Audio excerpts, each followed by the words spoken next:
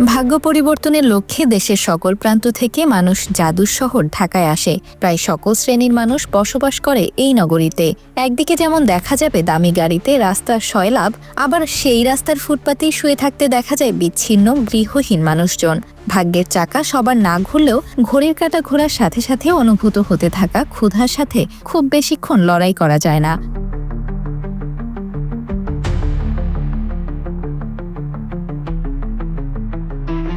উন্নত শহর ঢাকার অলিতে গলিতে এখন দামি দামি হোটেল রেস্তোরাঁ, কিন্তু সেগুলোতে খাবারের দামও তেমন আকাশচুম্বী। তবে সাধ্য অনুযায়ী কম দামি খাবারও পাওয়া যাবে ঢাকার রাস্তাগুলোতে, যেখানে স্বল্প মূল্যে পাওয়া যাবে একবেলার জন্য পর্যাপ্ত খাবার।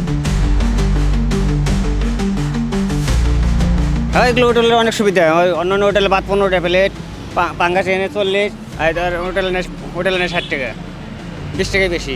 তার ভাত অল্প করে দিয়ে প্লেটে ছড়া, আর এখানে ভাত দিয়ে মনে করেন বেলচা দিয়ে এক প্লেটে খাইলে আর এক প্লেট খাইতে পারি না, আর হোটেলে 4 প্লেট খাইলেও পেট পড়ে না। রাস্তায় গাড়ি রাখতে সুবিধা, হোটেলে তো আমরা গাড়িটা রাখতে পারি না, এই জায়গায় মানে একটু অসুবিধা।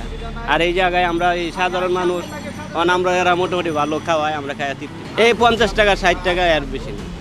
অনেক সময় আলু ভর্তা দেখাইলে হয়তো 30 টাকা 40 টাকার মধ্যে খাওয়া হয়ে যায়। রাজধানীর ব্যস্ততম এলাকাগুলোর ফুটপাতে প্রায়ই দেখা যায় ভ্যানে করে কয়েকটি পাতিল নিয়ে খাবার বিক্রি করতে। এর মধ্যে এক একটি পাতিলে এক এক ধরনের খাবার, কোনোটিতে ভাত, খিচুড়ি, মুরগির মাংস, ডিম ভুনা। আর এই খাবারের মূল্যও থাকে একেবারেই নাগালের মধ্যে। 30 টাকা খাবার খেলে 30-50 টাকা খাবার খেলে পেট ফুল হয়ে যায়, আর হোটেলে খাবার খেলে অনেকে 80 টাকা লাগে, সেজন্য এই জায়গাতে আসি, বুঝছেন। আলহামদুলিল্লাহ, খাওয়া দাওয়া খুব ভালো হয়েছে। আমি খুব কম করে সেখানে খাইতে পারি। ভাত, মাছ, শাক সবজি, ডাল 50 টাকার মধ্যে খাওয়া হয়ে যায়। জি, হোটেলের মানে অনেক টাকা বেশি লাগে। এখানে আমরা কম করে এখানে আমরা পেট ভরে ভাত খেতে পারি। 50 টাকা থেকে 70 টাকার মধ্যেই ভরপেট দুপুরের খাবার মিলে যাবে এখানে।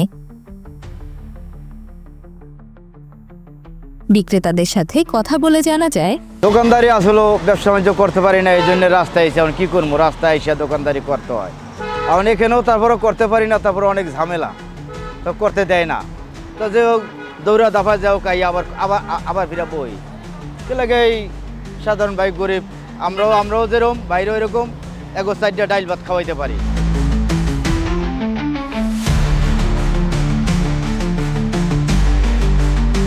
দরিদ্র, নিম্ন মধ্যবিত্ত থেকে শুরু করে মধ্যবিত্ত পর্যন্ত লোকজন এখানে খেতে আসেন। যেহেতু পথের ধারের খাবার, সেহেতু তার পরিচ্ছন্নতা শতভাগ নিশ্চিত করা সম্ভব হয় না। তবে তাতে ক্রেতার কোনো কমতিও নেই।